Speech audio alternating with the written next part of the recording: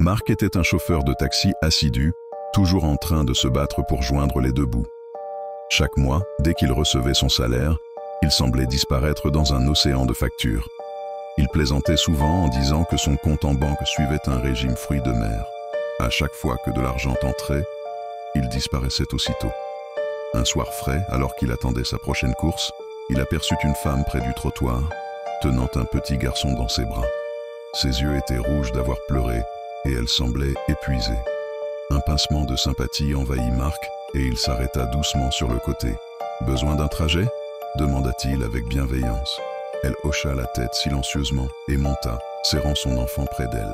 Pendant le trajet, Marc ne pouvait s'empêcher de sentir qu'il y avait quelque chose de lourd dans l'air. Il jeta un coup d'œil furtif dans le rétroviseur, mais elle regardait simplement par la fenêtre, perdue dans ses pensées. Quand ils arrivèrent à sa destination, elle attrapa son sac à main, prête à payer. Mais avant qu'elle puisse sortir de l'argent, Marc leva la main. « Gardez-le », dit-il en souriant doucement. « On dirait que vous avez déjà eu une journée difficile. » Les larmes commencèrent à monter dans ses yeux. « Je ne peux pas accepter ça, s'il vous plaît. » Marc secoua la tête. « C'est sur moi. Prenez soin de vous. » Elle hésita un instant, puis, reconnaissante, hocha la tête. Alors qu'elle sortait de la voiture, elle chuchota « Merci ». Marc conduisit chez lui cette nuit-là, se demandant quel défi elle traversait. Mais il se rappela qu'il ne fallait pas trop s'attacher. Chacun a ses propres batailles. Juste au moment où il allait s'endormir, son téléphone vibra.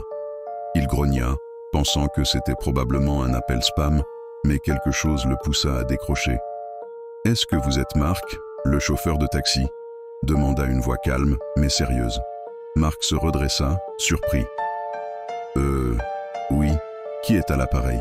L'homme à l'autre bout de la ligne soupira de soulagement. « J'appelle de la part de la femme que vous avez déposée ce soir. Elle voulait vous remercier personnellement pour votre gentillesse. Cela a compté bien plus que ce que vous pouvez imaginer. » Marc cligna des yeux, stupéfait. « Oh, ce n'était rien, juste un petit coup de main. » Mais la voix de l'homme changea. « En fait, il y a plus. Elle vient d'une famille très fortunée, mais après une tragédie personnelle, elle a tout quitté et vit seule maintenant.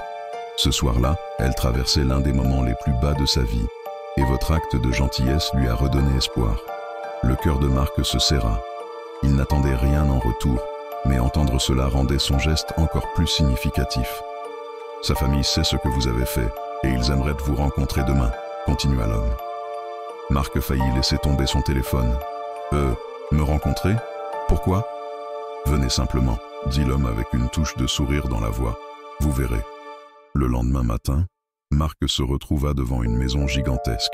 Il ajusta sa vieille veste, se sentant totalement déplacé. Prenant une profonde inspiration, il sonna à la porte. Celle-ci s'ouvrit pour révéler un homme élégamment habillé, Monsieur Dupont, la même voix que celle de l'appel. « Marc, merci d'être venu, » dit chaleureusement Monsieur Dupont. « Entrez, s'il vous plaît. » Marc entra, ébloui par le marbre des sols, les lustres étincelants et les œuvres d'art qui, probablement, coûtaient plus que tout ce qu'il avait jamais gagné avec son taxi. Ils se rendirent dans le salon, où la femme de la nuit dernière l'attendait, calme, mais émotive. Lorsqu'elle aperçut Marc, elle lui sourit chaleureusement. « Marc, merci infiniment, » dit-elle avec sincérité.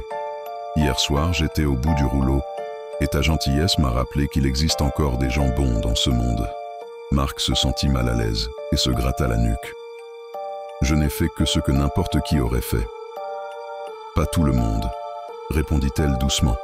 « La plupart des gens m'auraient simplement ignoré. » Monsieur Dupont s'avança. « Marc, la famille de cette dame souhaite vous exprimer leur gratitude d'une manière qui ait du sens. » Marc fronça les sourcils, déconcerté. « Oh, il n'y a vraiment pas besoin de ça. » Monsieur Dupont sourit. « Nous insistons. Ils veulent non seulement régler vos dettes, mais aussi vous offrir un emploi stable dans l'une de leurs entreprises. » La mâchoire de Marc se décrocha. « Quoi, moi ? » « Oui, » répondit la femme en souriant. « Tu as fait preuve de gentillesse sans rien attendre en retour.